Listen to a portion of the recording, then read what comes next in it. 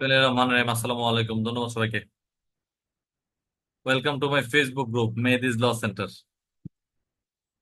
আমরা আজকে তথ্য অধিকার আইন পড়বো 2009। ইতিমধ্যে আমরা লিখিত পরীক্ষার জন্য প্রস্তুতি প্রায় সম্পূর্ণ, আর আমাদের হাতে 3 দিন সময় আছে। এই সময়ের মধ্যে পূর্ণাঙ্গ একটা রিভিশন নিতে হবে, এবং সেই পূর্ণাঙ্গ রিভিশন করে ভালো একটা প্রস্তুতি নিয়ে আমরা পরীক্ষা হলে যাব। আল্লাহ যেন আমাদেরকে সেই তৌফিক দান করেন। তৎসূত্রে আজকে আমরা জানবো হচ্ছে তথ্য অধিকার আইন 2009। তার পূর্বে আরেকটা ঘোষণা দিয়ে রাখি, আমি সাব ইন্সপেক্টর মেহেদী মামুন, মেহেদীস ল সেন্টার এর ওনার। আমরা সবাই জানি প্রতি বছর পদোন্নতি পরীক্ষার জন্য আমরা পরীক্ষা তৎপরবর্তী সময়ে নতুন ব্যাচ শুরু করে থাকি। তো তার এই ধারাবাহিকতায় আমাদের বর্তমান যে ব্যাচ, সেই ব্যাচ শেষ হবে আগামী 3 তারিখ।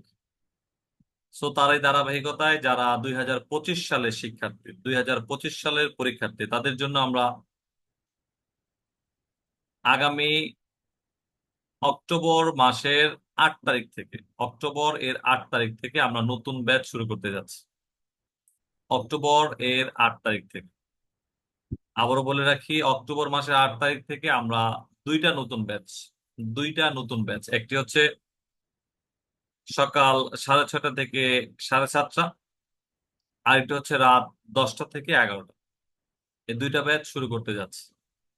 সো আমরা আশা করব প্রত্যেকে যারা পদোন্নতি প্রত্যাশী, আইন জানতে আগ্রহী, প্রত্যেকে আমরা এই আগামী মাসের 8 তারিখ এর মধ্যে, দ্যাট মিনস অক্টোবর এর 8 তারিখের মধ্যে আমরা প্রত্যেকেই আমাদের রেজিস্ট্রেশন সম্পন্ন করবো ইনশাল্লাহ। তাহলে যে ঘোষণাটা আমরা ইতিমধ্যে দিলাম যে 2025 সালের পরীক্ষার্থীদের জন্য অক্টোবরের 8 তারিখ থেকে নতুন ব্যাচ শুরু হতে যাচ্ছে সকালে এবং রাতে। সকালে 6:30 থেকে 7:30, এবং রাতে 10টা থেকে 11টা। এই দুইটা ব্যাচ আমরা শুরু করবো ইনশাল্লাহ। আল্লাহ যেন আমাদেরকে তৌফিক দান করেন। খেয়াল করি, আইন জানা, আইন মানা প্রত্যেকটা নাগরিকের দায়িত্ব। পাশাপাশি আমরা যে পুলিশ সদস্য, আমাদের এটা উপর্যুপরি দায়িত্ব। সো আমাদেরকে আইন জানতে হবে এবং বিভাগীয় পদোন্নতি পরীক্ষার জন্য ভালো একটা প্রস্তুতি নিয়ে পরীক্ষার হলে যেতে হবে। আল্লাহ যেন আমাদেরকে সেই তৌফিক দান করেন, লিখিত পরীক্ষা ভালোভাবে দেওয়ার জন্য উপযুক্ত প্রস্তুতি গ্রহণ করার তৌফিক দান করেন। যেখানে আমরা ছিলাম তথ্য অধিকার আইন, বলেছিলাম 2009। এখান থেকে আমরা একদম সহজসাধ্য ভাবে 6টা ধারা নিব। 6টা ধারা, খেয়াল করি সবাই। তথ্য অধিকার আইন, এজ এ নাগরিক, প্রত্যেক নাগরিক যিনি বাংলাদেশী নাগরিক, তিনি তথ্য পাওয়ার অধিকার রাখেন। তিনি কোন অফিসে তার রিলেটেড কোন তথ্য পাওয়ার অধিকার রাখেন। আমরা দেখি তথ্য অধিকার আইন 2009 মোতাবেক প্রত্যেক নাগরিককে তথ্য পাওয়ার অধিকার দেওয়া হয়েছে। তিনি তথ্য পাইতে পারেন, তথ্য দেওয়ার জন্য বাধ্য। তিনি তথ্য চাইলে তথ্য দিবেন। পাশাপাশি 4 ধারা মোতাবেক যেমন তথ্য পাওয়ার জন্য, তথ্য পাওয়ার অধিকার রাখেন নাগরিক, তেমনি আমরা 5 ধারাতে দেখতে পাই সরকারি কর্মচারী যিনি আছেন, প্রত্যেকটা ক্ষেত্রে, প্রত্যেকটা বিষয়ে তথ্য কম্পিউটারে সুনির্দিষ্টভাবে সন্নিবেশিত করবেন, সংরক্ষণ করবেন।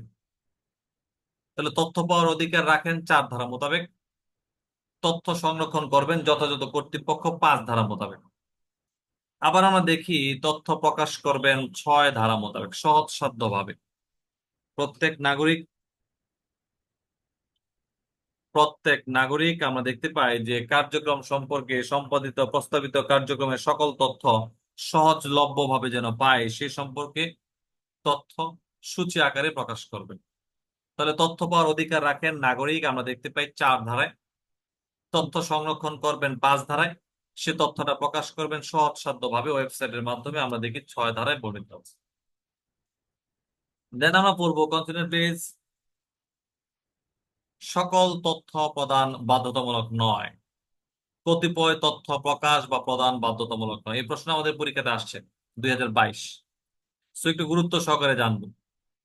প্রশ্ন হইতেছে যে তথ্য প্রকাশ, তথ্য প্রদান কখন বাধ্যতামূলক নয়, কোন কোন ক্ষেত্রে বাধ্যতামূলক নয়, কোন কোন তথ্য প্রকাশ বাধ্যতামূলক নয়, আলোচনা করুন।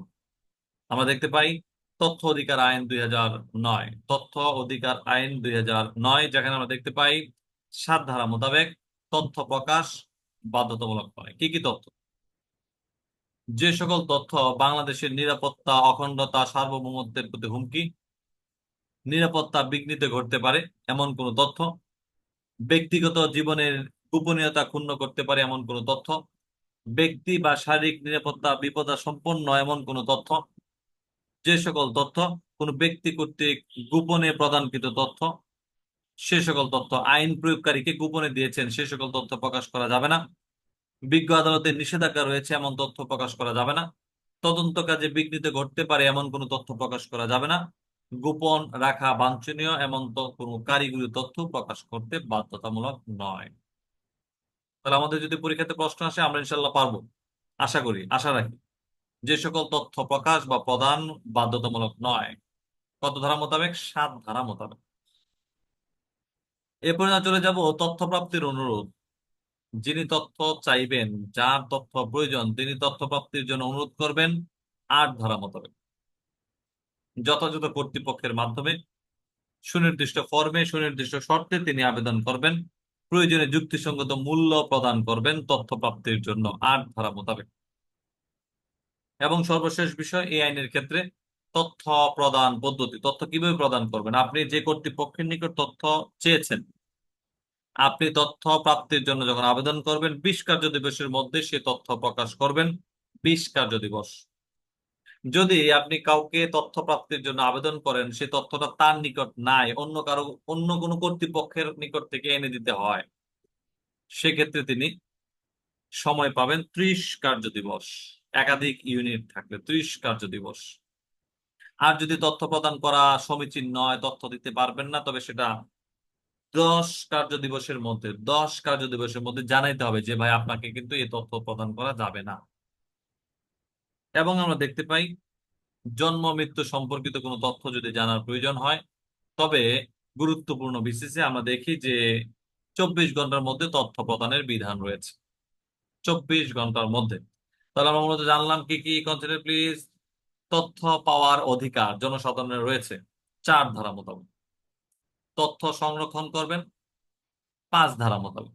5 ধারা মোতাবেক। তথ্য প্রকাশ করবেন 6 ধারা মোতাবেক। তবে সকল তথ্য প্রকাশ বাধ্যতামূলক নয়, 7 ধারা মোতাবেক।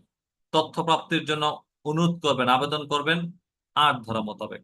তথ্য প্রাপ্তির সময়সীমা আমরা দেখতে পাই 9 ধারায় বর্ণিত আছে। এই ছিল আমাদের বিবেচ্য বিষয়। দয়া করে আবারও বলে রাখি, যারা 2025 সালের পরীক্ষার্থী, অক্টোবরের 8 তারিখ থেকে নতুন ব্যাচ শুরু হচ্ছে। সবাইকে রেজিস্ট্রেশনের জন্য অনুরোধ করা হলো। সকাল 6:30 থেকে 7:30 এবং রাতে 10টা থেকে 11টা, এই সময়ের মধ্যে এই দুইটা ক্লাস আমরা শুরু করতে যাচ্ছি।